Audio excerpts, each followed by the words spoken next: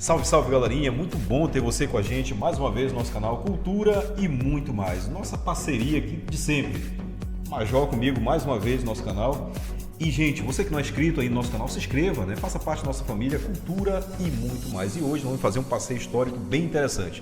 Em vídeos anteriores, Major, nós passeamos ali pelo primeiro reinado, segundo reinado, agora nós iremos abordar um pouquinho sobre a República Velha, vamos dar também ênfase na questão da Semana de Arte Moderna. Olha que interessante, vamos fazer uma ponte aí com a história, literatura, sociologia, filosofia também, vamos fazer um passeio bem, assim, bem interessante mesmo. Então, se você quiser saber um pouquinho desse nosso bate-papo aqui, fique com a gente até o final.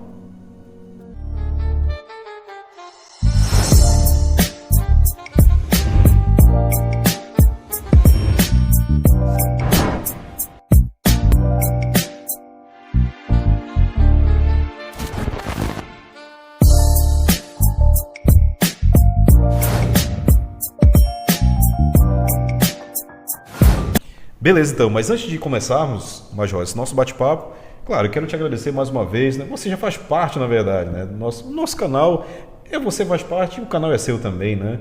Então, a gente só tem a crescer depois das nossas publicações aqui, depois da participação do Major, a nossa família, cultura e muito mais, deu assim o up, né? Cresceu, né? De forma bem significativa. Então, Major, muito obrigado mesmo por você sempre aceitar esse nosso convite, está sempre enriquecendo aí o nosso público inscrito aí do Cultura e muito mais, sempre trazendo informações legais, informações que abrem nossa mente, né? Deixa a gente mais atenado aí na nossa história, né? Faz com que a gente entenda as entrelinhas do nosso passado histórico. Isso é muito legal, isso é muito importante. Principalmente você que quer conhecer um pouquinho mais da nossa cultura, um pouquinho mais da nossa história e se preparar também para os vestibulares da vida. Por que não? Não é? Por que não, Major? Né? Essa informação vem muito bem a calhar para você que está nesse caminho aí, trilhando rumo aos vestibulares da vida. Então, sem mais delongas, Major, vamos não mergulhar fundo aí nessas narrativas históricas, né? Vamos começar falando então um pouquinho da República Velha. Por que ganha esse nome, República Velha, né? E qual foi a importância, de fato, desse momento histórico para a nossa cultura, né? Para o nosso entendimento hoje da nossa história? Muito bem, Carlos.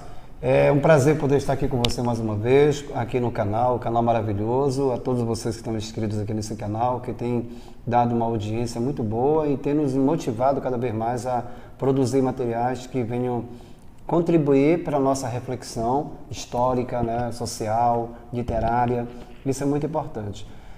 A República Velha, ela tem esse nome porque foi a primeira república, né? Ela foi a república que deu início a um processo histórico bem diferente, porque o Brasil vinha de um período imperial, de 1822, quando foi proclamada a República, até 1889, então foi um período muito extenso de monarquia. Com o primeiro reinado, teve um período ali chamado de regência, que durou mais ou menos 9 anos, depois de 40 até 89, você tem o segundo reinado. Então esse conjunto aí é o Império Brasileiro. E com o fim do Império, é instalada no país uma república. E essa república ela tem características assim, bem peculiares. É uma república que fala bastante de iluminismo, né?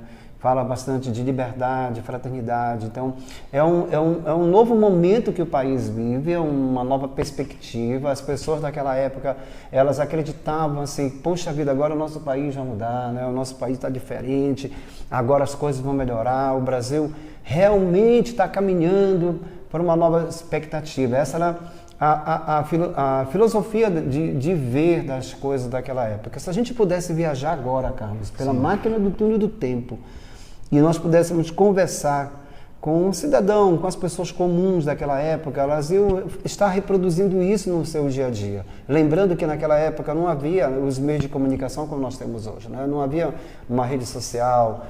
O que se tinha era o que apenas o jornal impresso, que nem todo mundo sabia ler, e também o que você tinha mais? Nada praticamente. Era praticamente o jornal impresso que tinha. Então a comunicação, a informação era muito pouco. Mas aliado a isso, dentro desse contexto do Império, da República, você tem um Brasil agora dentro da perspectiva histórica, filosófica, bem diferente, começando com a nossa bandeira.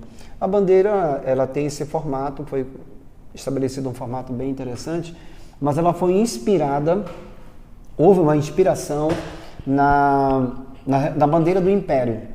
E aí eles pegaram a bandeira brasileira e, dentro dessa perspectiva, criaram uma frase muito significativa que é ordem e progresso. Essa frase ordem e progresso, quando você analisa, ela dá a ideia de uma organização em que agora o país está caminhando. Mas ela é uma frase bastante positivista, né? Ela é uma frase positivista. Augusto Conte. Augusto Conte, exatamente. Por quê? Porque ela é uma frase que ela vai representar o anseio de uma sociedade que estava estabelecendo o poder, porque a República, quando foi instalada, ela não muda a realidade da sociedade brasileira. Ela cria expectativas, mas as mudanças são poucas. A sociedade em si, ela vai refletir muito pouco sobre essas mudanças. São mudanças que não chegam a ser mudanças significativas. Elas são mudanças que ficam muito mais no papel do que na prática do dia a dia. Ou seja, a República Velha, que foi proclamada em 15 de novembro de 1889 e vai ser classificada como República Velha até 1930, você tem um período aí de aproximadamente em torno de 40 anos em que você tem uma política no qual a sociedade ela não chega a ser envolvida, e isso vai refletir, Carlos, em vários movimentos sociais, movimentos intelectuais que vão reagir a essa postura da República Velha nesse período. Então, realmente aqui a gente vai poder ter uma oportunidade de ver vários aspectos nesse sentido. Muito bem, Major, muito bem. E a gente fica viajando por quê? Nesse contexto todo, né? A gente fica viajando historicamente aqui falando, né? Literariamente também. Nesse momento aqui de República Velha, aconteceram diversos fatores aí, diversos movimentos dentro da literatura que vinham abraçar essa nova causa, esse novo momento, né? Por exemplo, o próprio romantismo, né, que inicia em 1836 e perdura até 1881, ele pega esse gancho também. Em 1881 inicia um outro momento da nossa literatura chamado de realismo, né? Realismo e naturalismo, dentro desse contexto, onde os poetas, os escritores estavam muito envolvidos, estavam muito engajados com o meio social, né? E aí vem a filosofia também, marxista, Engels, Hippolyte Taine, Jean-Jacques Rousseau também retomado lá, filósofo francês, vieram muito influenciar as teorias relativistas, mediáticas, também muito ser propagado mais tarde aí dentro da literatura por conta desse contexto todo. Então, tal foi a importância desse momento da literatura para tudo que está acontecendo na história. Tem um escritor em especial chamado Machado de Assis, né, que foi um dos precursores em 1881 da chamado momento modernismo aqui no Brasil. Então ele estava muito envolvido com esse contexto também da República aí. Então, dentre outras obras, a Luiz Azevedo também, quando escreve uma obra titulada aí O Cortiço, O Mulato também, né, são obras que estão muito abraçando esse momento histórico. Então a gente deve levar, viu, galerinha? Deve muito levar em consideração todos esses fatores históricos aí, todos esses escritores, esses intelectuais que estavam fazendo o momento, né, também histórico dessa situação. Não é, Major? E isso me dá gancho também para pensar, Major, em outro momento chamado parnasianismo aqui, que foi uma influência da produção da arte francesa que estava aqui fortemente, né, influenciando. E mais tarde nós temos o iluminismo, e tudo isso veio contribuir mais tarde para um evento bem significativo que acontecera lá em São Paulo, no Teatro Municipal, em 1922, a famosa dita Semana de Arte Moderna. Então, a gente vai fazendo essa costura aqui no meio artístico, né, filosófico, literário e também histórico, a gente vê que todas as coisas estão ligadas. E, Carlos, é interessante você entender que dentro dessa situação literária que você está falando, né, são intelectuais, pessoas que tiveram a oportunidade de estudar, que tiveram a oportunidade de ler, pesquisar, de uma forma ou de outra, mas reforçando que a maioria não tinha essa oportunidade. Mas não significou que ficaram calados ou alheios ao que estava acontecendo. Bom exemplo, Machado de Assis. Exatamente. Então você vai ver que num período da República, tanto que vai ter um movimento que vai exigir uma nova Constituição brasileira. Essa Constituição ela foi estabelecida em 1891.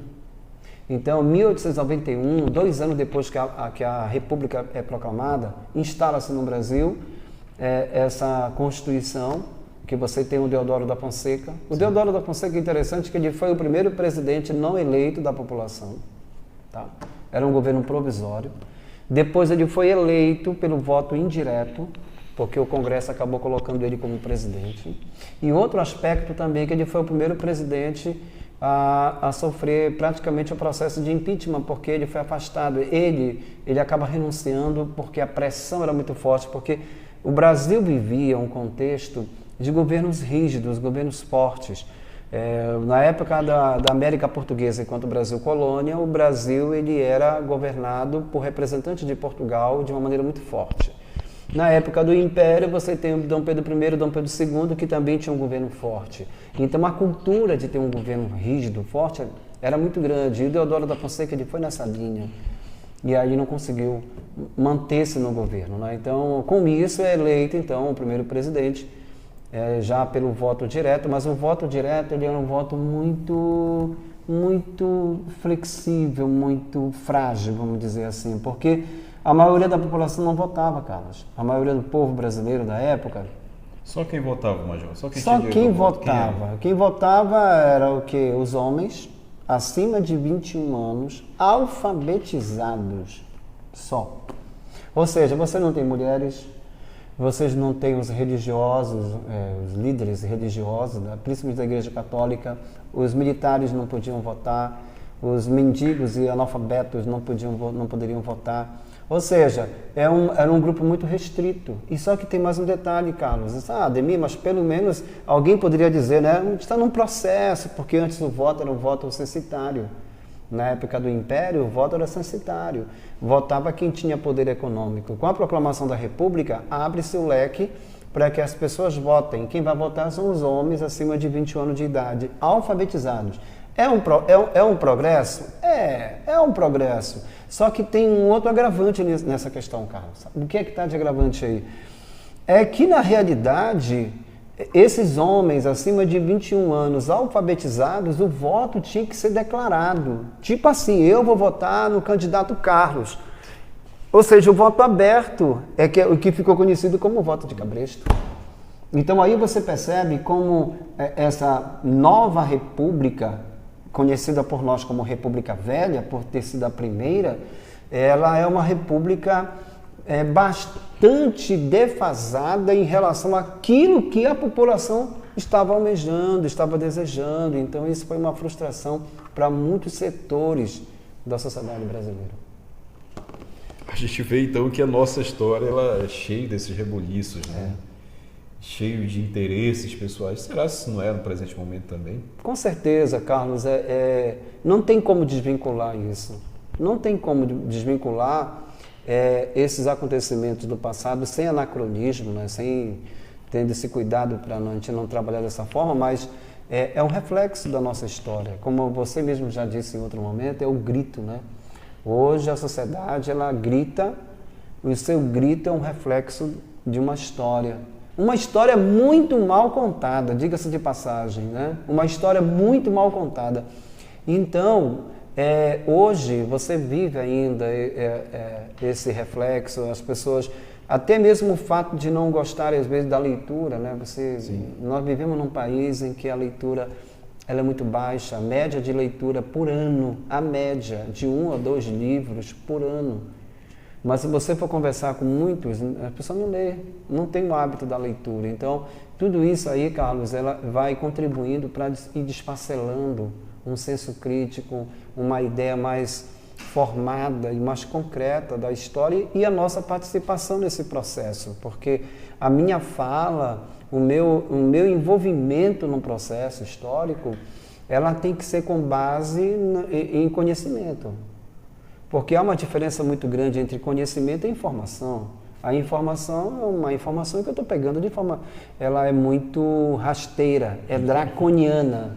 Justamente, né? Todo mundo pode transmitir informação. Agora, ter o conhecimento... Não, é diferente. Eu posso muito bem chegar para o Carlos e dizer, olha, Carlos, é o seguinte...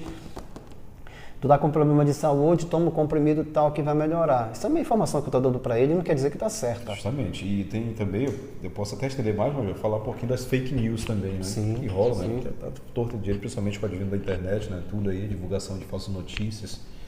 né? E o conhecer é muito importante, né? O conhecer, você ler, você entender de fato o que está acontecendo ali, né? E tem até um adágio popular aí, né? Que diz emprenhar pelos ouvidos, né? Infelizmente, emprenha pelos ouvidos, justamente quem não tem leitura, quem não tem base, né? E olha, Carlos, eu vou reforçar ainda mais o que você está falando. Num período da República Velha, ocorreram vários movimentos sociais. Vários movimentos sociais que representavam a angústia de uma sociedade que estava sufocada pela República Velha, né? Você tem, por exemplo, um movimento no campo chamado Canudos, o movimento de Canudos de Antônio Conselheiro. Sim. O massacre, tem um autor, e eu vou deixar o Carlos falar um pouquinho nessa questão desse autor, que descreveu o massacre que foi o arraial de Antônio Conselheiro. Euclides da Cunha, né? Exatamente. Então você tem no campo esse movimento do Antônio Conselheiro. Eu não estou aqui para dizer que foi um movimento certo, correto, ou que estava perfeito. Não é essa a questão. A questão é que se você for conversar, Carlos, com a galera hoje, eles nunca nem ouviram falar de Antônio Conselheiro, nunca ouviram falar do Arraial de Canudos, ou se ouviram ter um conhecimento superficial, porque a nossa história ela é marcada ainda pelo tradicionalismo, uma história marcada por datas que representam feriados. Então não são os acontecimentos que marcaram a nossa sociedade, isso aí fica esquecido. Por exemplo, um outro movimento ali que foi do Almirante Negro, né? O Almirante Negro ali, que você vai ter um movimento que vai representar o primeiro movimento feito pelo homem negro depois do fim do trabalho escravo, né? Que também é um movimento esquecido pela história, pelas pessoas, elas não conhecem. E aí você vai começar a enumerar vários movimentos que ocorreram na sociedade brasileira, tanto no campo como outro movimento também foi o movimento do contestado. O movimento do contestado também ele representa uma outra angústia social, né, que vai refletir no movimento que é grandemente esmagado pela sociedade. Então, a sociedade brasileira, no contexto da República Velha, ela é marcada por esses encontros sociais, por essas angústias sociais, mas infelizmente, Carlos, isso aí a gente não conhece muito, tá lá no passado. A gente conhece, por exemplo, o nome de presidente, Rodrigues Alves, no nome de um bosque, né? Você vai ver nome de presidente da época que representava os barões do café, que estão marcados em nome de escola, nome de rua. Então aquela ideia do herói, né? Que o brasileiro tem a ideia do herói, aquele que realmente salvou o país.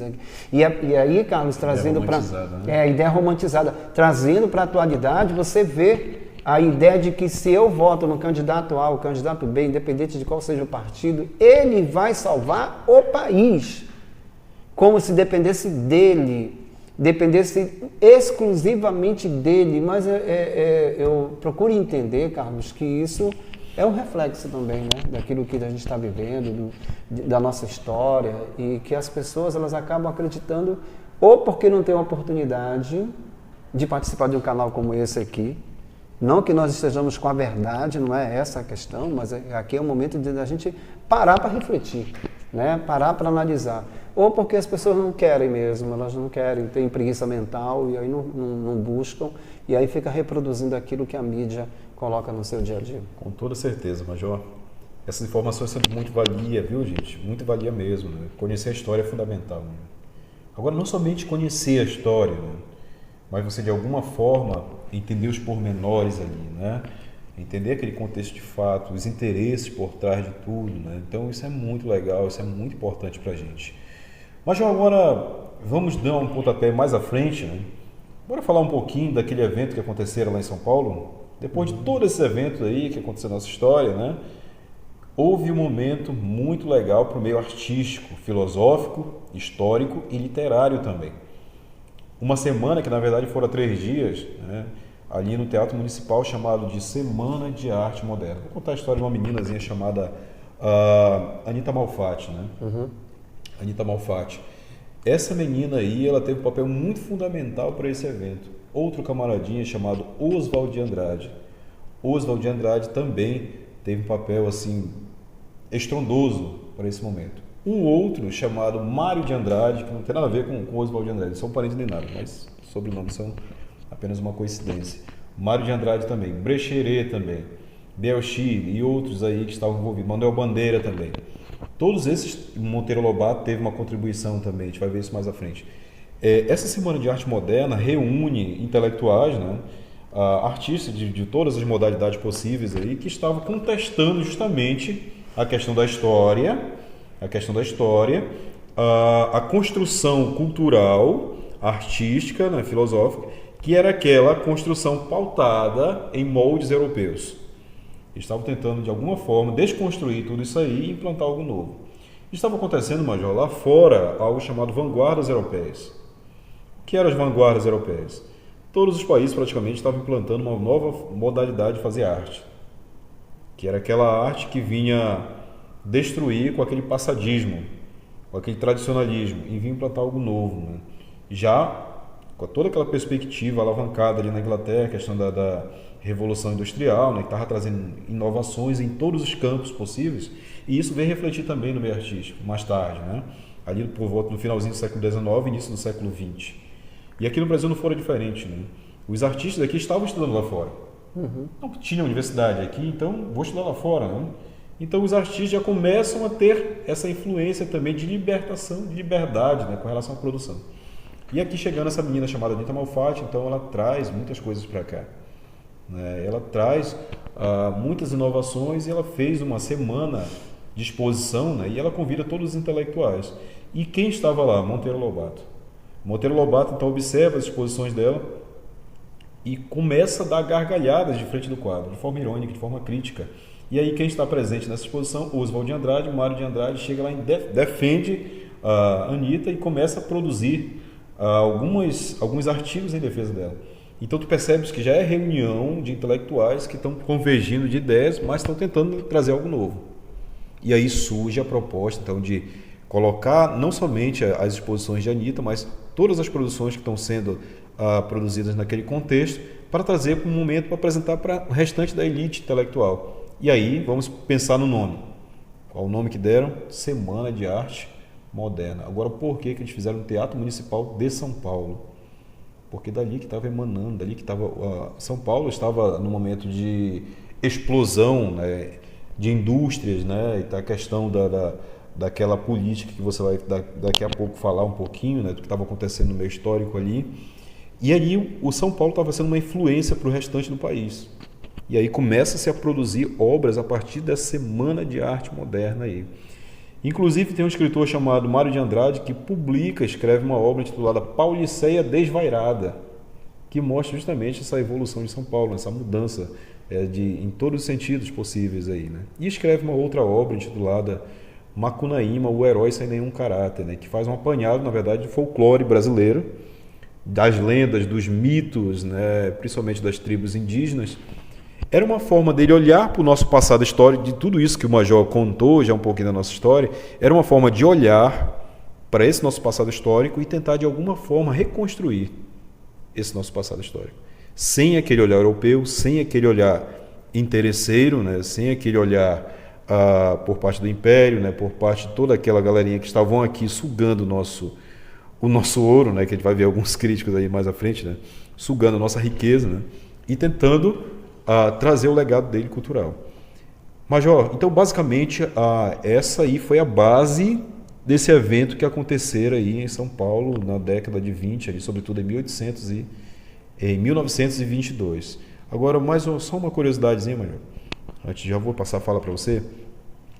1922. Isso marca um centenário da nossa independência do Brasil. 1822, então, faz um século. Comemoramos, então, um século de nossa independência política.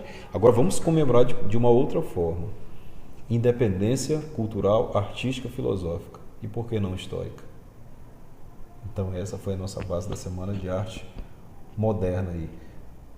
E é sempre um olhar diferenciado. Quando você tem o conhecimento, ele é fantástico. Porque o conhecimento te permite ter olhares diferentes. É o que a sociologia explica como são os micro-organismos sociais, né? Que você consegue mergulhar na história, na sociedade e ter um olhar diferenciado. Então, quando ocorre a Semana da Arte Moderna, foi isso, Carlos, sabe?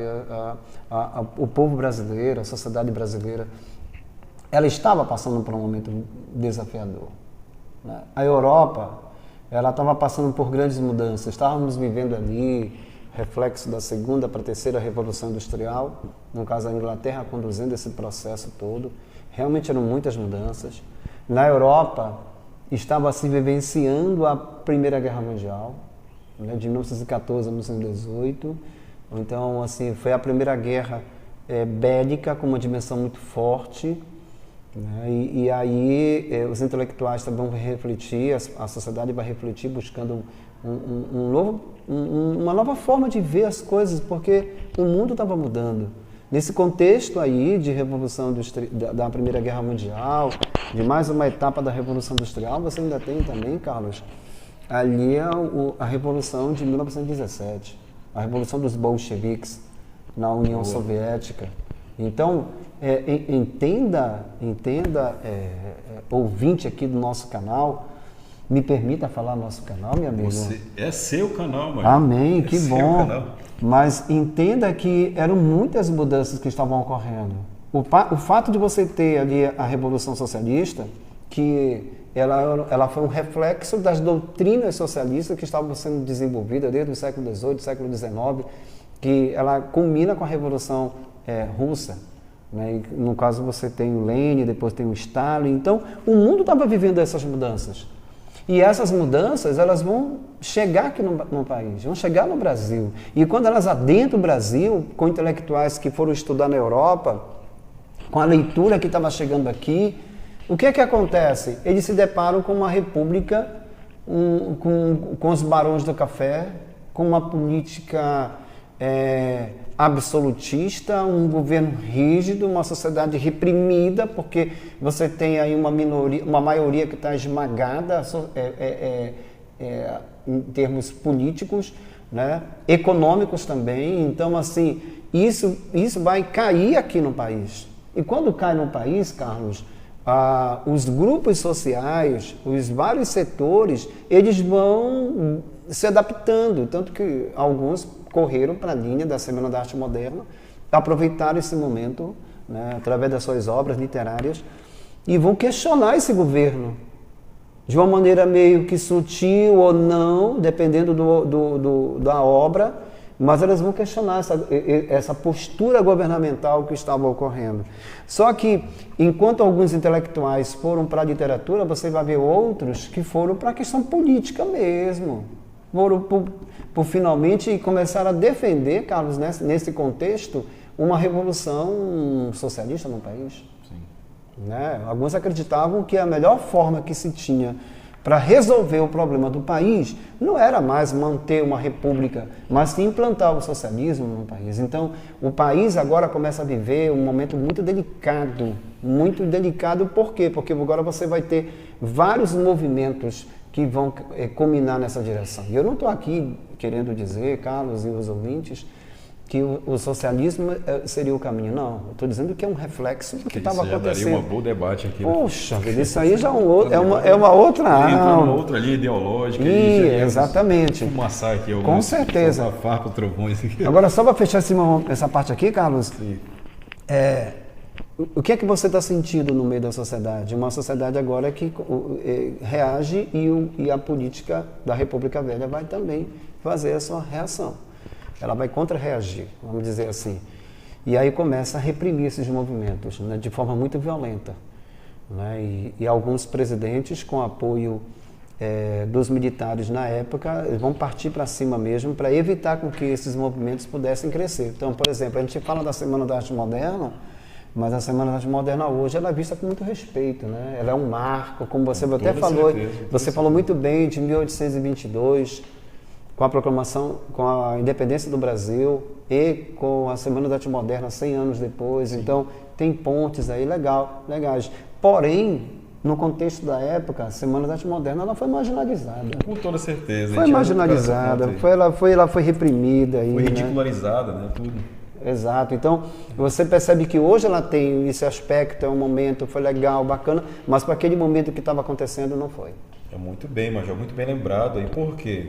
Eu falei de uma tendência europeia, que estava aqui no Brasil também, chamada de parnasianismo. Parnasianismo, na verdade, eram intelectuais aí, políticos também, né, que estavam muito presos àquele passado histórico, né, aquele passadismo, onde defendia mesmo a questão da própria monarquia, né. Isso eles defendiam no meio artístico também, por incrível que pareça. E essa Semana de Arte Moderna, com essas novas propostas, não foi bem aceita assim, como a gente imagina. Foi muito ridicularizada, como disse o Major, né? Muitos intelectuais foram para lá com tomates mesmo para jogar naquela nova forma de fazer arte, né? Muitos não aceitaram de fato. E aí, o que nós conhecemos hoje com esse movimento inovador, transformador, na verdade foi muito ironizado, né? E criticado por parte de muitos, principalmente Monteiro Lobato, foi um dos grandes críticos ali. E pegando esse episódio, Major, também, que é 1922, que é a Semana de Arte Moderna, que perdura uma fase muito legal do nosso meio artístico, literário, chamado de modernismo, né? Primeira fase do modernismo, que vai de 1922 até 1930. E aí, em 1930, a gente vai fazer um outro debate em outros vídeos, que era o momento da Getúlio Vargas, aí a gente vai debater isso aí, mas em outros momentos só, apenas, né? Mas eu só vou dar um adendo aqui, Major, também, nesse primeiro momento aqui do nosso fazer artístico, inovador, que é da Semana de Arte Moderna, um quadro de uma menina chamada Tarsila do Amaral, chamado de Abaporu. Abaporu no Tupi-Guarani quer dizer o homem que come o outro. E aí isso é uma crítica muito tremenda, né? Esse quadro aí, que é aquele, não sei se vocês lembram, eu vou até colocar aqui na imagem para vocês verem, tem a cabecinha com os membros bem avantajados, né? Quer dizer que o homem tem a mentalidade pequena, mas tem uma força braçal, né? Ou seja, usa mais a força física do que a mente, do que o intelectual. Isso era uma crítica muito tremenda. E esse Abaporu, né, que serviu de pano de fundo para o próprio esposo dela, chamado Oswald de Andrade, a desenvolver um movimento literário, artístico e filosófico aí, chamado de, na verdade, manifesto, né? Um manifesto chamado aí manifesto antropofágico ou antropofagia. O que quer dizer isso?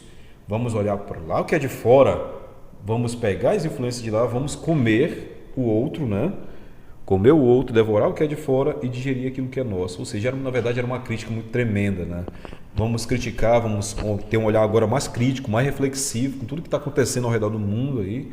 E vamos produzir algo nosso, genuinamente nosso, vamos ter o pé no chão e vamos honrar a nossa pátria. Era esse ideal aí com ele. E Carlos, o que a gente fica observando em tudo isso é que havia sim um senso crítico, havia uma vontade de fazer as coisas diferentes, sair dessa armadura política, social e reagir, fazer algo diferente no país. Então havia todo um clamor por vários movimentos, através de vários movimentos no país. Por que eu falo isso, Carlos? Porque cria-se uma cultura de que o nosso país é um país pacato, é um país tranquilo, que se aceita. Amante do carnaval. Só mostra esse lado. Então tem um outro lado, mas que a própria história tradicional ela reprime. E na literatura, o que eu vejo, Carlos, é que muitas vezes um aluno ele não consegue entender, ele não consegue ver, as pessoas não conseguem interpretar a força que tem uma obra literária. Ela não consegue, por quê? Porque ela não consegue entender o contexto que a obra foi escrita, o porquê daquela obra literária ter sido escrita. Então aqui no nosso canal, a gente começa a entender que a história e a literatura, elas caminham juntas. E isso nos permite entender um pouco mais da nossa história. Nós não estamos aqui para transformar o mundo, né? Nós estamos aqui para refletirmos. Fazemos uma análise, fazer uma reflexão, ver aquilo que realmente o que foi que aconteceu e como é que eu hoje posso me posicionar. Eu, enquanto cidadão, enquanto indivíduo, o que eu posso fazer para transformar a minha vida e a vida das pessoas que estão ao nosso redor. Palavras sábias, melhor. Eu acho que com essas palavras nós fechamos assim com chave de ouro, né?